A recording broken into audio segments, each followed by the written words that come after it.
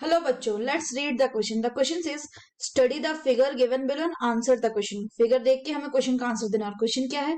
When does the transcription of lac mRNA stop? ये lac RNA है, ZYA से produce हो रहा है, इसका ट्रांसक्रिप्शन कब स्टॉप हो जाएगा ये हमें बताना है। तो आइए देखते हैं। की कंसेप्ट इसमें क्या यूज होगा? वो होगा लैक ओपेरॉन। तो लैक ओपेरॉन क्या होता है? लैक ओपेरॉन ये क्या होता है? ये एक तरह का इंड्यूसिबल ओपेरॉन है। कैसा है? इंड्यूसिबल ओपेरॉन है। इंड्यूसिबल ओपेरॉन है। इसमें इसमें कुछ जीन्स प्रेजेंट होते हैं। सम जीन्स प्रेजेंट होते हैं, जिनमें से जिनका नाम होता है स्ट्रक्चरल जीन्स।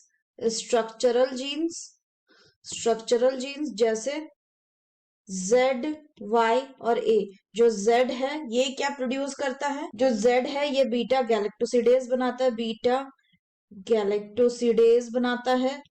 और जो वाई है ये परमिएज बनाता है। और जो ए है ये थायोएसिटाइलेज बनाता है। इसके अलावा और इसमें क्या जीन है? जो आई जीन है ये कौन सा होता है? ये रेगुलेटरी जीन होता है। जो पी है वो क्या है? P is promoter. पी क्या है? पी प्रमोटर जीन है, प्रमोटर। और जो ओ है वो क्या है? वो ऑपरेटर है। अब दो केसेस इसमें होते हैं। पहला केस मान लेते हैं कि जो लैक्टोज है, लैक्टोज इसमें किसका काम करता है? इंड्यूसर का। ये इंड्यूसर का काम। जब लैक्टोज प्रेजेंट होता है तब क्या होता है? जब लैक्टोज प्रेजेंट होता है तो डायग्राम अगर हम देखें तो ये हो गया आपका डायग्राम। इसमें यहाँ क्या हो जाएगा? ये हो जाएगा रेगुलेटर जीन, आई रेगुलेटर जीन हो गया।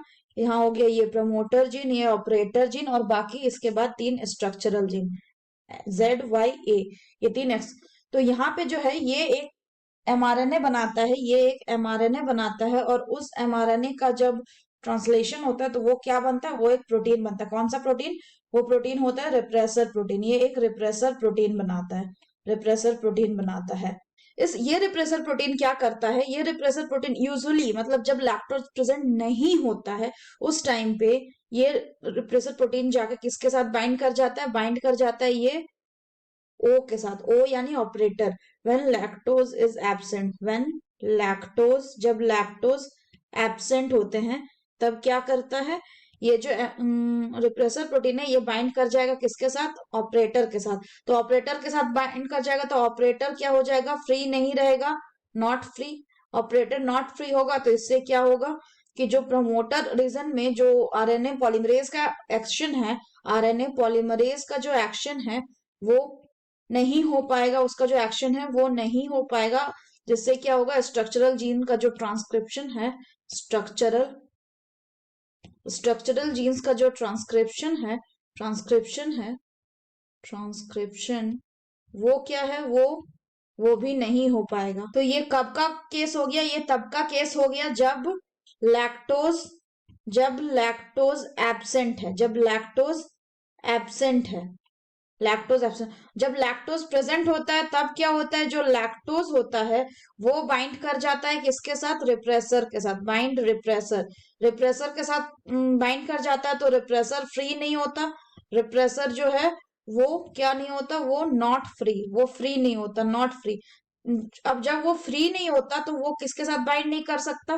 Can't bind the operator. वो ऑपरेटर को बाइंड नहीं कर सकता, बाइंड ऑपरेटर। अगर वो ऑपरेटर को बाइंड नहीं कर सकता तो क्या हो जाएगा? ऑपरेटर को बाइंड नहीं कर सकता मतलब ऑपरेटर जो है वो फ्री रहेगा। अगर ऑपरेटर फ्री रहेगा तो क्या होगा? यहाँ पे आके आरएनए पॉलीमरेज बाइंड कर पाएगा। यहाँ पे कौन बाइंड कर पाएगा? RNA polymerase bind. और आरएनए पॉलीमरेज बाइंड कर जाएगा इसका मतलब इसका ट्रांसक्रिप्शन हो जाएगा। जो स्ट्रक्चरल जीन्स है उसका ट्रांसक्रिप्शन हो जाएगा। तो हमारा जो यहाँ पे पॉइंट है जो हमें बताना है वो ये, क्वेश्चन जो पूछ रहा था वो ये कि स्ट्रक्चरल जीन्स का ट्रांसक्रिप्शन कब नहीं होगा? स्ट्रक्चरल जीन्स का ट्रांसक्रिप्शन तब नहीं होगा जब लैक्टोज जो है अगर वो बाइंड नहीं करेगा रिप्रेसर प्रोटीन से तो रिप्रेसर प्रोटीन फ्री रहेगा। और रिप्रेसर प्रोटीन अगर फ्री रहेगा लैक्टोज के एब्सेंस में तो जो रिप्रेसर प्रोटीन है वो ऑपरेटर के साथ जाके बाइंड कर जाएगा, जिससे क्या होगा?